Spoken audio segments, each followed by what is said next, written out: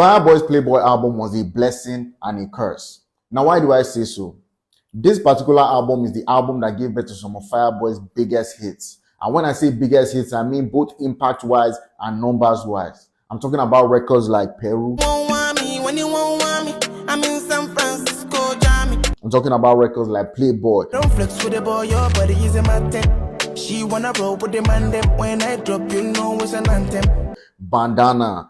So six, I've been writing this story. Compromise. Diana. The list goes on and on. But this album was also his most criticized album. And the album that I would say created a gap between him and his original audience. But I don't think it was criticized necessarily because it was bad.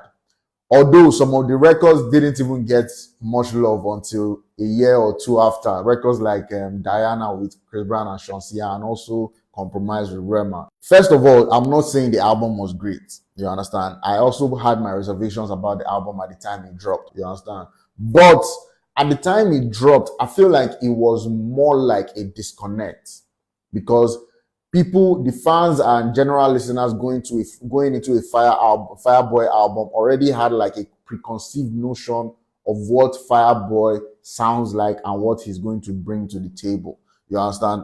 Coming from an album like Laughter, Tears and Goosebumps and also Apollo. So I feel like people already had a perception of Fireboy that they were expecting. And when the Playboy album dropped, I wouldn't say it was all the way different, but he was experimenting a little bit on maybe records like Afro High Life, Timothy, and a bunch of other records like that. You understand? Where he was just entering into some different pockets that I don't think people were used to hearing Fireboy on. You know, so at the time, it just didn't sit well with a lot of his fans. You know, and also the narrative of the album. Fireboy was quote unquote in his Playboy era. But the truth is, what he was thinking, the idea he was going for, wasn't particularly radiating to the audience. And me, I'll speak for myself personally. You understand? During his Playboy era, he wasn't giving Playboy vibes. I'll be real.